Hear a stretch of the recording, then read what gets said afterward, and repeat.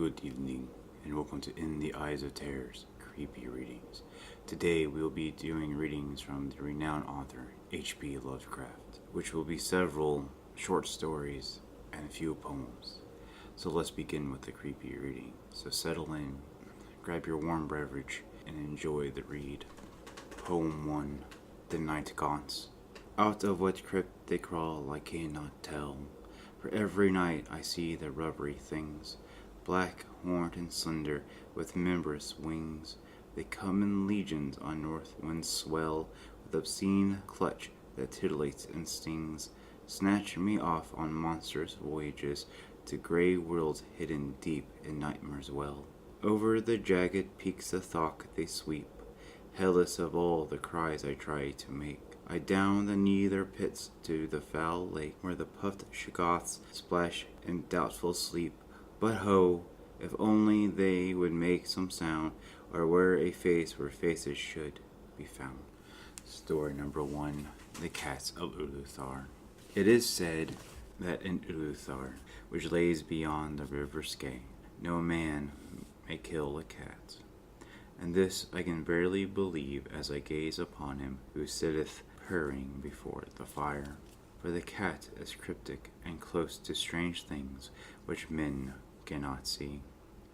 He is the soul of Antiqui Agapus, and bearer of tales from forgotten cities of Muir and Ophir. He is the kin of the jungle lords, and heir to the secrets of Horay and sinister Africa.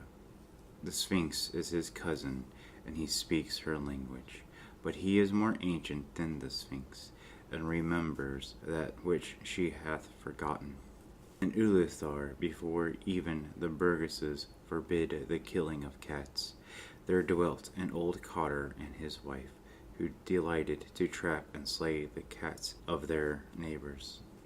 Why they did this I know not, save that many hate the voice of the cat in the night, and take it ill that cats should run stealthily about yards and gardens at twilight.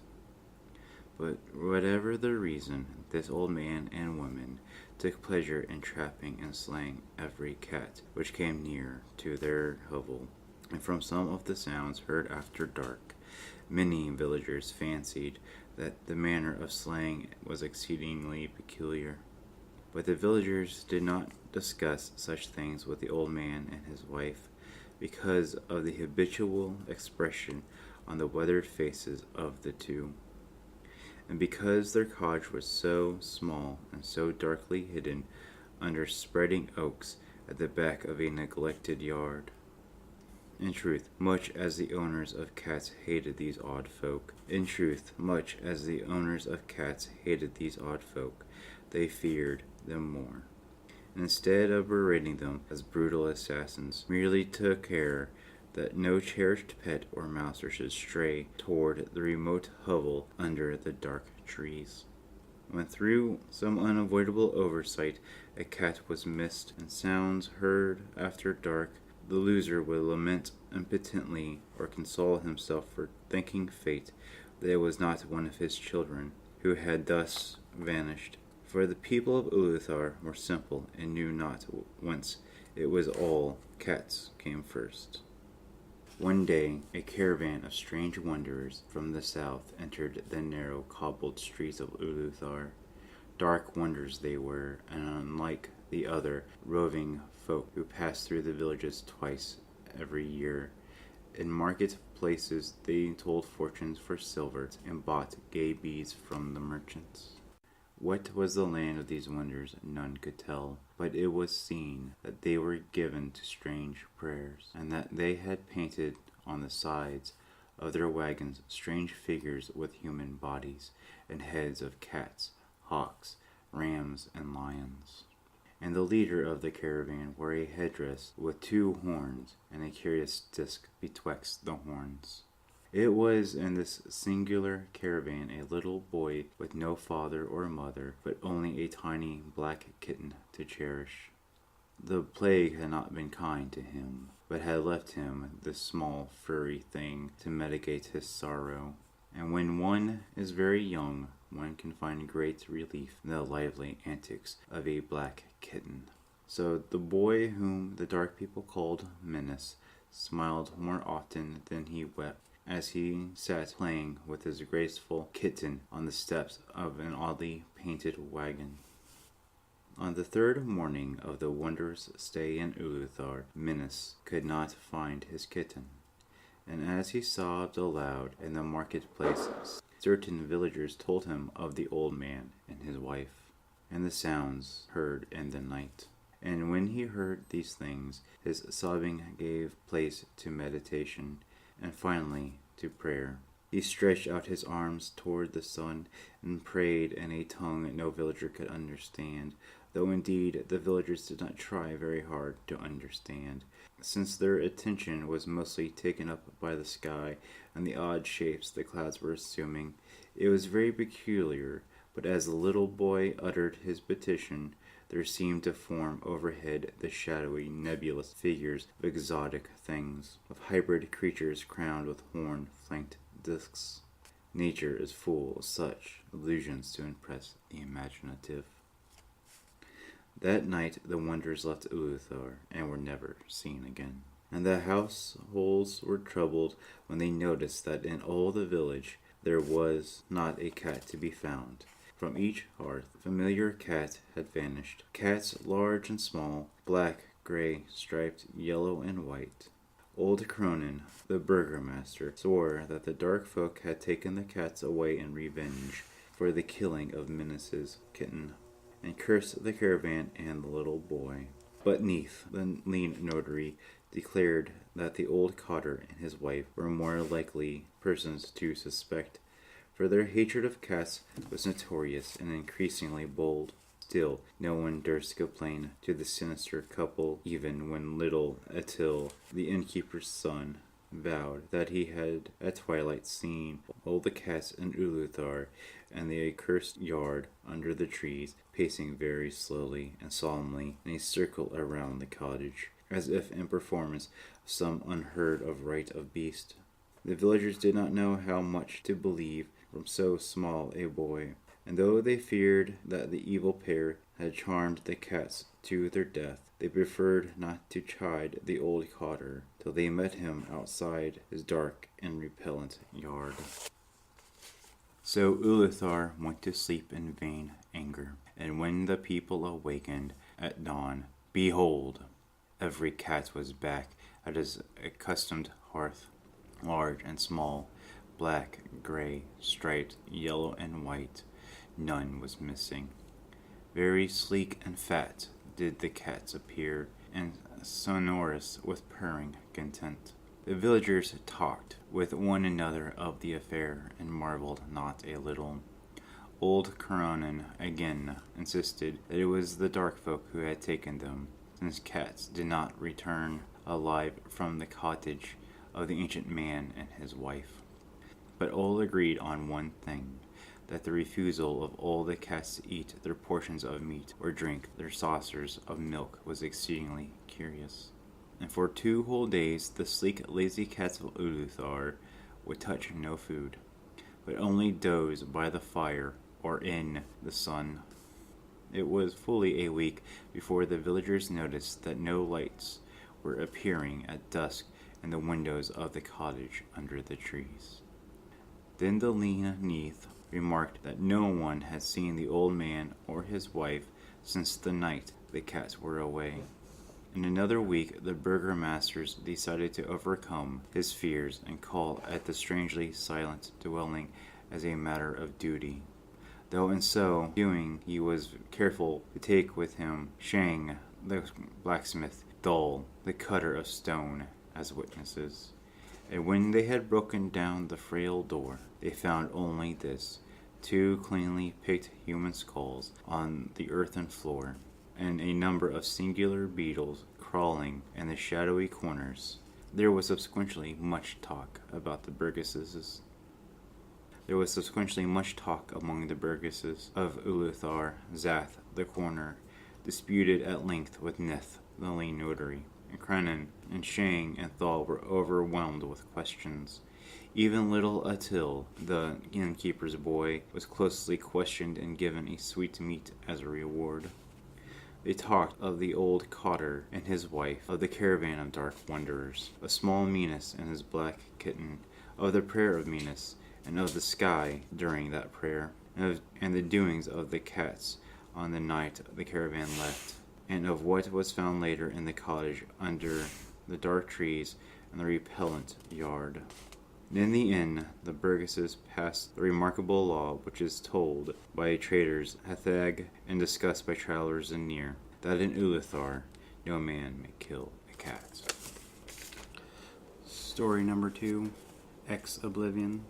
When the last days were upon me, and the ugly trifles of existence began to drive me to madness, like the small drops of water that torturers let fall ceaselessly upon one spot of their victim's body, I loved the iridate refuge of sleep. In my dreams I found a little of the beauty I had vainly sought in life, and wandered through old gardens and enchanted woods. Once when the wind was soft and scented, I heard the south calling, and sailed endlessly and languorously under strange stars. Once when the gentle rain fell, I glided in a barge down in a sunless stream under the earth till I reached another world of purple twilight, iridescent arbors, and undying roses. And once I walked through a golden valley that led to shadowy groves and ruins, and ended in a mighty wall green with antique vines and pierced by a little gate of bronze. Many times I walked through that valley, and longer would I pause in the spectral half-light where the giant trees squirmed and twisted grotesquely, and the gray ground stretched damply from trunk to trunk, sometimes disclosing the mold-stained stone of buried temples. And always the goal of my fancies was the mighty vine-grown wall with the little gate of bronze therein.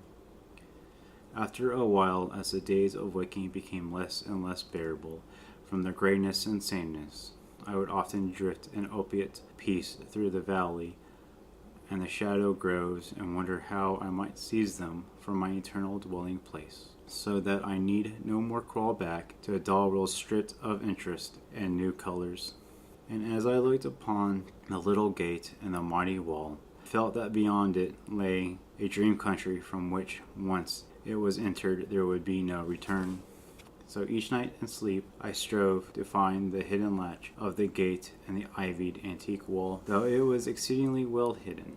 And I would tell myself that the realm beyond the wall was not more lasting merely, but more lovely and radiant as well. Then one night in the dream city of Zaskaron, I found a yellowed papyrus filled with the thoughts of dream sagas who dwelt of old in the city, and who were too wise ever to be born in the waking world. Therein were written many things concerning the world of dream, and among them was the lore of a golden valley and a sacred grove with temples, and a high wall pierced with a little bronze gate. When I saw this lore, I knew that it touched on the scene I had haunted, and therefore read long in the yellowed papyrus. Some of the dream sagas wrote gorgeously of the wonders beyond the irrepassable gate, but others told of horror and disappointment. I knew not which to believe, yet longed more and more to cross forever in the unknown land, for doubt and secrecy are the lures of lures, and no new horror can be more terrible than the daily torture of the commonplace. So when I learned of the drug which would unlock the gate and drive me through, I resolved to take it when next I awoken.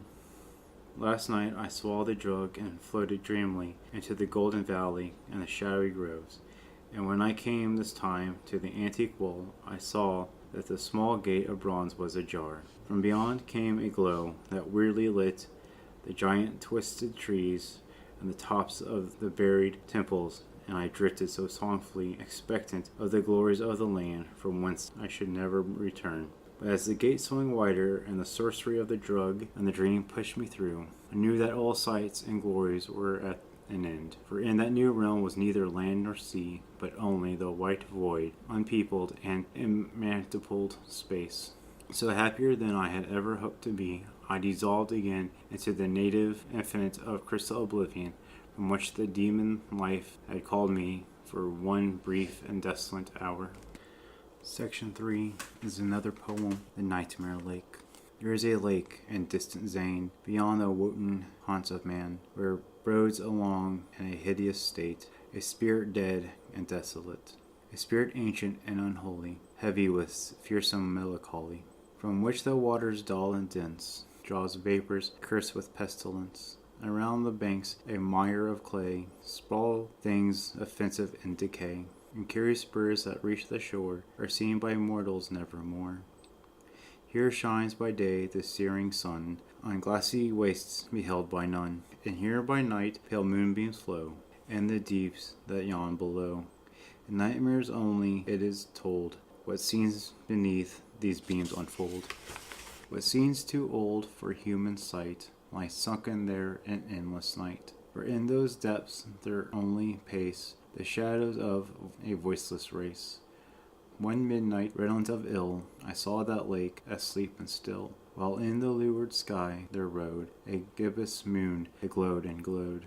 I saw the stretching marshy shore, and the foul things those marshes bore, lizards and snakes convulsed and dying, ravens and vampires putrefying, all these and the hovering o'er the dead necrophage that on them fed. And as the dreadful moon climbed high, frightening the stars from out the sky, I saw the lake's dull water glow, till sunken things appeared below. There shone unnumbered fathoms down the towers of a forgotten town, the tarnished domes and mossy walls, weed tangled spires and empty halls, deserted fanes and vaults of dread, and streets of gold uncoveted.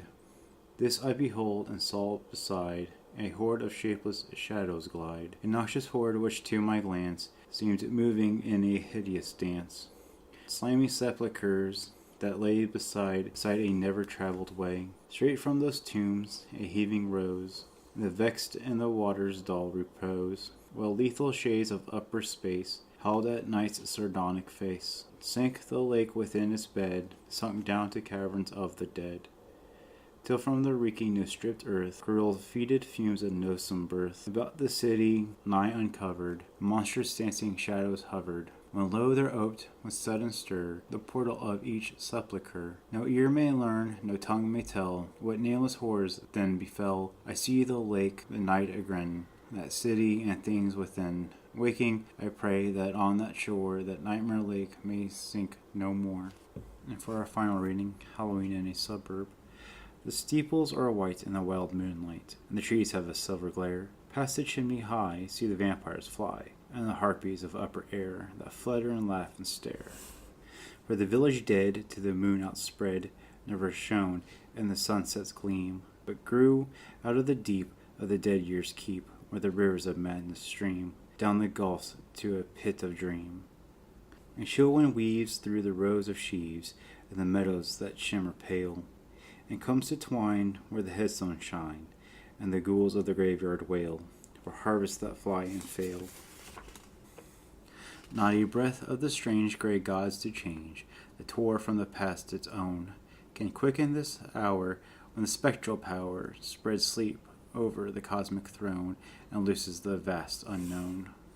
So here again stretched the vale and plain that moons long forgotten saw, that the dead leap gay, and the pallid ray sprung out of the tomb's black maw to shake in all the world with awe.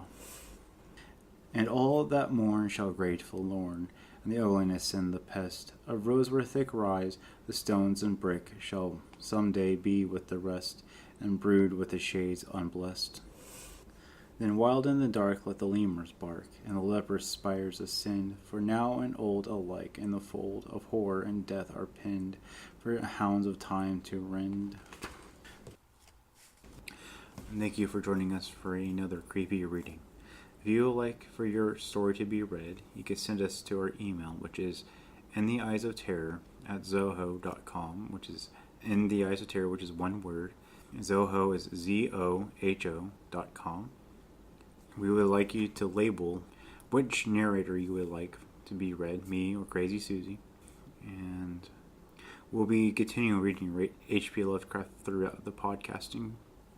I hope you have a good night, and all over you are safe. Thank you. We'll scare you later. Bye.